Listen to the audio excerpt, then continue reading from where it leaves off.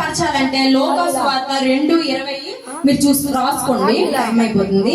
So దేవుని మహిమపరచాలంటే లోకా 2:20. దేవునికి ఇష్టలుగా మనం జీవించాలి అని అంటే లోకా 2:14. ప్రభు నామమును ప్రకటించాలి అనుకుంటే లూకా సువార్త 2:17. నాలుగోది ఏంటంటే అంతరంగంగా అలంకరణ కలిగి ఉందాం. అంటే కీర్తనలు 96:9 చూసుకుంటే పరిశుద్ధ అలంకారము ధరించుకొని యెహోవాను నమస్కారము చేయుడి, సర్వభూజనులారా ఆయన సన్నిధిని వణుకుడి, జడలు అన్నుకొనిటయు బంగారం పెట్టుకొనిటయు వస్త్రము వెలుపట అలంకరణ. ఇది మనం బంగారం వేసుకొని నేను ఫస్ట్ స్టార్టింగ్ చెప్పాను. బంగారము, మన వస్త్రాలు, మనదంతా కూడా ఈ కార్లు, ఈ బంగ్లాలు, ఇవన్నీ కాదు అలంకరణ. ఆయన మహిమపరచడమే, ఆయన స్తుతించడమే, ఆయన మనకి ఏమైతే మాటలు చెప్తున్నాడో ఆ మాటల్ని మనం ఎప్పుడైతే పట్టుకుంటామో అప్పుడే మనకి ఆయన కార్యము తప్పక చేస్తాడు. ఇది మనం అందరం కూడా నేర్చుకోవాలి. అయితే ఒకటి నాకు కూడా నా సాక్ష్యం ఏంటంటే, మా ఇద్దరికి కోవిడ్ వచ్చింది, కరోనా వచ్చేటప్పుడు మేమిద్దరమే ఉన్నాం. మాకు ఇంకా పిల్లలు లేరు. సో పిల్లలు లేరు, ఇద్దరమే ఉన్నాం ఇంట్లోని. మా పేరెంట్స్ పాల్గొండలో ఉంటారు. సో మనకి ఎంత తెలిసిన వాళ్ళని ఎవరు కరోనా అంటే ఎవరు రాక నేనే వెళ్ళను. సో మేము ఆ కోవిడ్ లో ఉండేటప్పుడు నాకు 83 అంటే 83, 82, 81 కూడా నా పల్స్ రేట్ పడిపోయింది. ఆ టైంలో ఈ అమ్మాయి బ్రతకడం చాలా కష్టం అని చెప్పారు. ఈ అమ్మాయి బ్రతకడం చాలా కష్టం. నేను ఒక ఎగ్జామ్ రాయడానికి వెళ్ళి వచ్చాను. సో ఎక్కడ మరి అది జరిగిందో తెలియదు. ఈ అమ్మాయి బ్రతకడం కష్టం.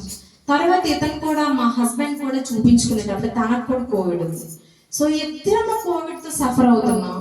హాస్పిటల్ కి మా చర్చెస్ కొంత మెంబర్స్ హాస్పిటల్లో బెడ్ ఇవన్నీ అన్ని అరేంజ్ చేసేసారు. నేను అందులో జాయిన్ అవ్వాలి. సో నాకు చాలా భయం అవుతుంది. ఏంటి కోవిడ్ పేషెంట్, నేను కోవిడ్ పేషెంట్ అయినప్పటికీ కూడా వాళ్ళందరి మధ్యలో ఉండటం నాకు ఇష్టం లేదు. అయితే నేను ఏదో ఒకటి అయిపోతాను అని. అయితే నాకు ఇల్లు చాలా అలంకరించుకోవడం నాకు చాలా ఇష్టం. ఇల్లు బాగా ఉంచుకుంటాను నేను. సో ఇల్లు అలంకరించుకోవడం, మంచిగా ఎవరు వచ్చినా మర్యాద చేయడం, ఇదంతా నాకు ఇష్టం. కొంతమంది కొన్ని ఉంటాయి.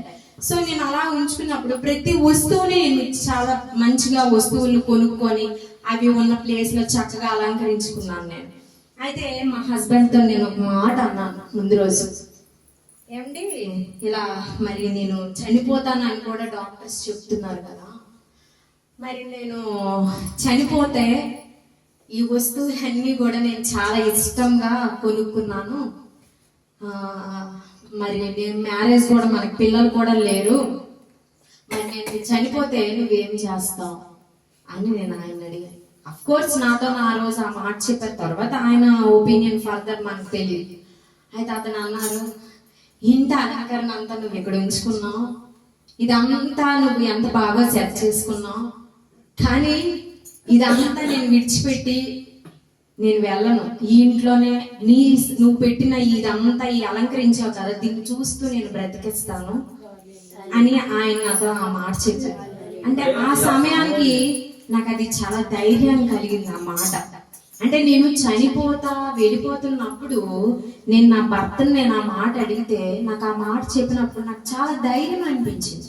అంటే నేను ఒక బాధతో వెళ్ళకూడదు.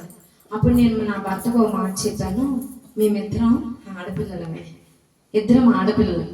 సో మా నాన్నగారికి హార్ట్ అటాక్ వచ్చింది. సో 2 సార్లు స్టంట్లు వేశారు. సో చెల్లి నేనే కదా, నువ్వు కొడుకుగా వచ్చావు, పెద్దల్లుడివి, సో ఆ బాధ్యత మాత్రం నువ్వు తీసుకో, ఇప్పుడు నేనున్నా లేకపోయినా అని మేము అప్పగింతలు అప్పచెప్పేస్తా ఉన్నాను నేను. అంటే ఏమో దేవుడు పిలిపి ఎలా ఉంటుందో తెలీదు, రెండిటికి సిద్ధం అవ్వాలి. పిలిచినప్పుడు మనం వెళ్ళాలి, ఆయన ఉంచినప్పుడు ఆయన నామంకి మహిమ కలిగినట్లు కూడా మనం బ్రతకాలి. అన్నిటికీ నేను రెండింటికి సిద్ధం అయినప్పుడు మా పేరెంట్స్ కూడా నన్ను చూడటానికి రావడానికి వాళ్ళకి అవకాశం ఉండదు. ఒక నేను చనిపోతే అప్పుడు నా భర్తని చెప్పాను నేను అన్ని విషయాలన్నీ. సో మీరు ఇలా చూసుకోండి అని చెప్పి, అలా తప్పకుండా చూసుకుంటాను. మా చెల్లికి కూడా చదువుతుంది, తను చార్టెడ్ అకౌంట్ చేసేసి, సో తను కూడా చదువుతుంది, మంచి ఉద్యోగంలో సెటిల్ అవుద్ది. సో తను కూడా చూసుకోవాలి. అందరి బాధ్యతను నీకు అప్పచెప్తున్నాను అని చెప్పేసి నేను ఆయనతో అన్నప్పుడు ఇవన్నీ ఎందుకు అనేసి అంటే, మేమిద్దరం చాలా ఏడుస్తున్నాం. మా పేరెంట్స్కి ఫోన్ చేసాం, వాళ్ళు చాలా ఏడుస్తున్నారు, వాళ్ళు రాలేని పరిస్థితి, మేము కలవలేని పరిస్థితి. ఎనీవే ఏదైతే అవనే అని బట్టలన్నీ సర్దుకొని హాస్పిటల్కి వెళ్ళేటప్పుడు హాస్పిటల్ అంతా అట్మాస్ఫియర్ చూశాను నేను. నాకు చాలా భయం వేసింది. అందరు పేషెంట్స్ చాలా మంది ఉన్నారు.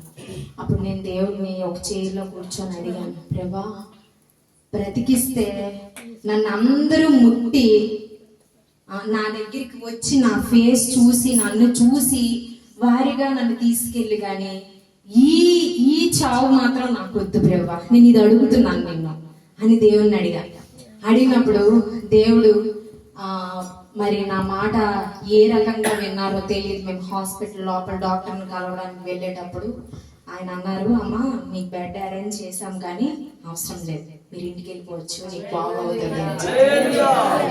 అప్పటికి నాది 81లోనే ఉంది, సీరియస్ లోనే ఉన్నాను.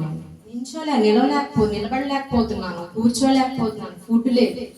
అప్పుడు దేవుణ్ణి నేను ఇంటికి వెళ్ళి స్తుతించాను, చాలా గట్టిగా ఏడ్చి స్తుతించి, ఈరోజు నువ్వు నిజంగా నన్ను బ్రతికించావు కాబట్టి నీ కుమార్తెగా నేను నిలబడతానని ప్రార్థన చేస్తూ 7 రోజుల్లో మాకు పూర్తిగా నయమయ్యి, ఇంట్లో మాకు పని ఆవిడ రావట్లేదు, ఇంటి పని అంతా నేనే చేయాల్సిన పరిస్థితి, ఇంట్లో పని చేసుకుంటూ ఇద్దరం చాలా హ్యాపీగా ఉన్నాం. అయితే ఆయనకు ఒక్క రోజు కూడా లీవ్ ఉండదు. అడగండి ఈసారి కూడా తెలుస్తుంది బ్రదర్కి, ఆయనకి లీవ్ కష్టం చాలా. అయినప్పటికీ దేవుడు ఎలాగంటే 40 days ఆయన లీవ్ ఇచ్చారు కోవిడ్ వల్ల. అయితే ఈ లీవ్ ఇవ్వడం, మేమిద్దరం మాకు మ్యారేజ్ అయ్యి 8 సంవత్సరాలు అయింది.